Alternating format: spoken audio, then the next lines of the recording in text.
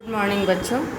आज की क्लास में मैं आपको व्यावसायिक संगठन के स्वरूप में कंपनी का पंजीयन या समामेलन समझाने जा रही हूँ।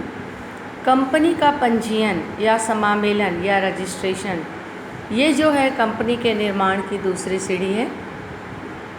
यदि किसी कंपनी को अपना पंजीयन कराना होता है तो पंजीयन मतलब सर्वप्रथम सरकार के द्वारा निर्धारित एक पंजीयन कार्यालय होता है, वहाँ पर जाना और अपनी कंपनी का नाम वहाँ के रजिस्टर में दर्ज कराना।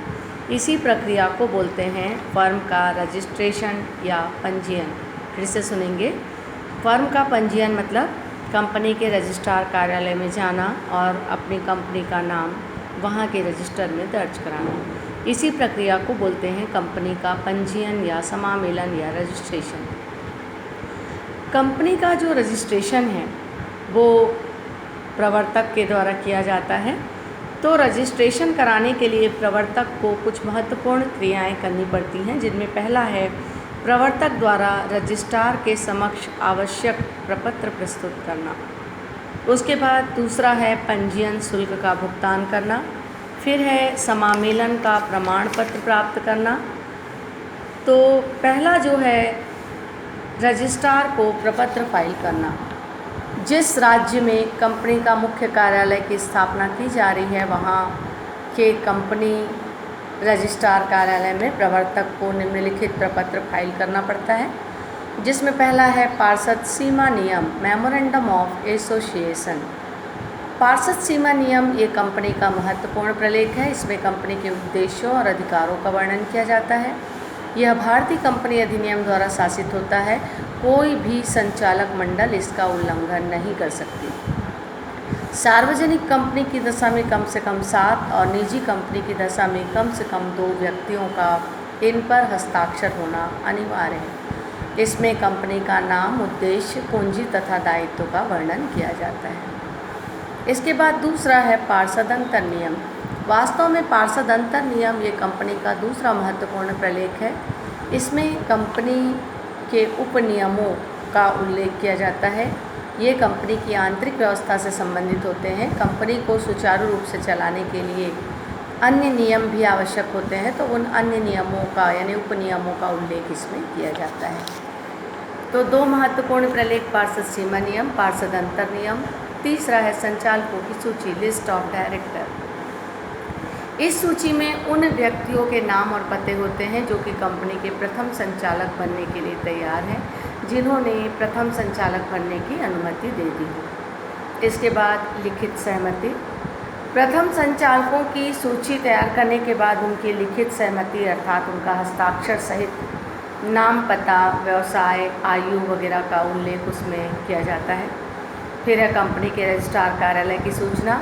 कंपनी रजिस्ट्रार को कंपनी के प्रमुख कार्यालय की भी लिखित में सूचना भेजनी पड़ती है। कंपनी के रजिस्टर्ड कार्यालय का पता कंपनी के समामेलन के 28 दिन भीतर भेजना पड़ता है। फिर है वैधानिक घोषणा।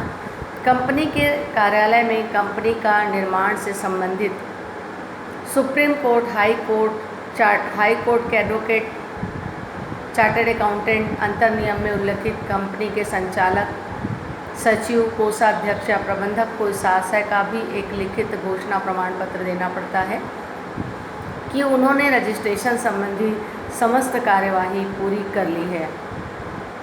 नेक्स्ट है योग्यता अंशों की घोषणा। संचालकों को इस बात की भी घोषणा करनी पड़ती है कि उन्होंने अपने योग्यता अंशों को अपने से रजिस्टर्ड करा लिया है। इसके बाद प्रविवरण जारी करना। एक पब्लिक कंपनी को प्रविवरण और स्थानापन्न प्रविवरण रजिस्ट्रार कार्यालय में फाइल करना अनिवार्य है। तो निजी कंपनी की दशा में इसकी ज़रूरत नहीं पड़ती, लेकिन पब्लिक कंपनी में ये करना अनिवार्य है। उसके बाद है शुल्क का भुगतान। जब ये सारे प्रमाण पत्र जमा कर दिए जाते हैं तत्पश्चात निर्धारित शुल्क का भुगतान कर दिया जाता है। तो एक बार फिर से सुनेंगे बच्चों। समामेलन करने के लिए सबसे पहले रजिस्ट्रार कार्यालय में क्या क्या काम करना पड़ेगा। पार्षद सीमा नियम, पार्षद अंतर नियम, संचालकों की सूची, संचालकों की लिखित सहमति, कंपनी के रजिस्टर्ड कार्यालय की सूचना, वैधानिक घोषणा, योग्यता अंशों की घोषणा, प्रविवरण और शुल्क का भुगतान। इतना करने के बाद समामेलन का प्रमाण पत्र ये मुख्य बिंदु है।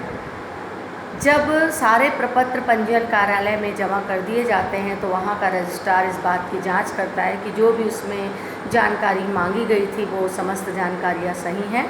तो वो जो है कंपनी का नाम अपने रजिस्टर में दर्ज कर लेता है और उनको एक समामेलन प्रमाण पत्र जारी कर देता है कि आपके कंपनी का समामेलन हो चुका है।